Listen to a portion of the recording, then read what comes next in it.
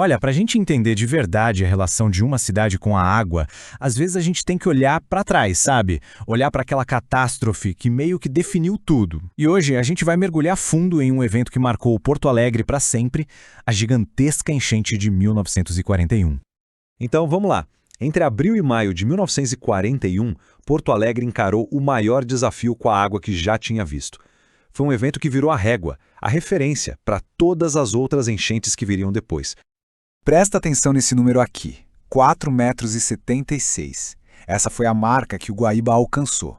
Para ter uma ideia do que isso significa, o nível normal dele é só de 1 metro. 1 metro, imagina! Foi um recorde que, por mais de 80 anos, ficou como uma assombração para a cidade. E o resultado disso? 22 dias com a cidade debaixo d'água. Foram mais de 3 semanas com tudo parado. O centro histórico completamente inundado. Ruas famosíssimas, como a Rua da Praia, viraram verdadeiros canais. O único jeito de se locomover por ali era de barco. Ok, mas como é que um desastre desse tamanho acontece? O que causou tudo isso? A resposta, na verdade, está numa combinação que foi fatal. Uma mistura de geografia com meteorologia. Vamos entender isso direitinho. Primeiro, a geografia. Porto Alegre tem uma localização que, vamos dizer, a deixa bem vulnerável. Pensa assim, a cidade funciona como um grande funil. E para onde vai a água toda? Para a bacia hidrográfica do Guaíba, que é imensa. Toda a chuva que cai em 1/3 do estado do Rio Grande do Sul acaba escoando para lá, direto para a cidade. E aí, em 1941, aconteceu o que a gente chama de tempestade perfeita. Foi uma sequência de eventos, um pior que o outro. Primeiro, choveu.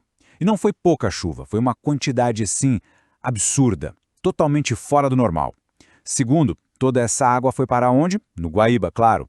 E para completar o desastre, veio um vento sudoeste muito forte que funcionou como uma rolha, sabe? Ele represou a água, não deixou ela sair do Guaíba para a Lagoa dos Patos e seguir para o oceano. Um beco sem saída. Bom, com a cidade debaixo d'água, não é de se espantar que o impacto tanto humano quanto econômico tenha sido avassalador. 70 mil. Esse é o número de pessoas que ficaram desabrigadas. 70 mil. Parece um número grande, né? Mas para a gente ter a dimensão real do que isso foi, na época, isso era quase 1/4 da população inteira da cidade. Imagina, 1 em cada 4 pessoas sem casa. A cidade parou, completamente. E não era só uma questão das famílias desabrigadas, foi um colapso geral. Os serviços básicos foram pro beleléu. Sem luz, sem água potável, 600 empresas tiveram que fechar as portas. E a infraestrutura, a ferrovia do Riacho, por exemplo, que era super importante, foi simplesmente destruída. Olha que interessante, a marca da enchente foi tão, mas tão profunda, que ela entrou até no jeito de falar das pessoas. Foi aí que nasceu a expressão abobado de enchente. Ela era usada para descrever aquele estado de choque, de lentidão, de apatia, que provavelmente vinha do trauma e também das doenças que se espalharam depois que a água baixou. Claro que uma crise desse tamanho não podia ficar por isso mesmo, né? Tinha que ter uma resposta. E foi o que aconteceu. A cidade foi meio que obrigada a repensar do zero toda a sua relação com a água. Pode-se dizer que a enchente de 41 foi um verdadeiro ponto de virada.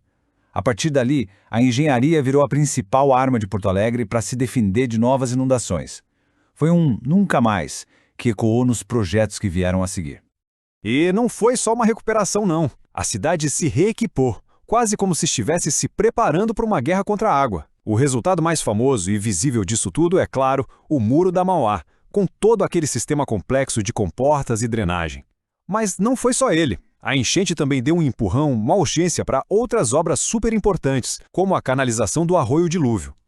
Bom, e agora a gente entra na parte final para entender como todo esse legado de defesa da cidade foi e continua sendo colocado à prova com o passar dos anos. E essa tabela aqui, nossa, ela bota tudo em perspectiva. Olha só, a marca de 4,76 metros, lá de 1941, ficou como um recorde absoluto por 83 anos. Tiveram outras cheias grandes, claro, como a gente pode ver aí, em 67, 2015, 2023, mas nenhuma chegou nem perto. E isso, até 2024, quando esse recorde histórico foi infelizmente superado de forma dramática.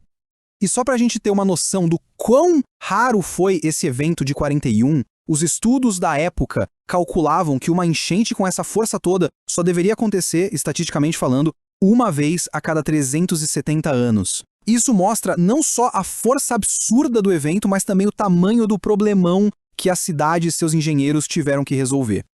E tudo isso, claro, nos leva à pergunta que fica no ar. A história da enchente de 1941 não é só uma coisa do passado, sabe? É um lembrete constante de que essa relação entre as cidades e a natureza está sempre mudando. E aí fica a questão: será que as defesas que a gente criou, pensando numa crise do passado, ainda dão conta das tempestades do presente e do futuro? É algo para se pensar.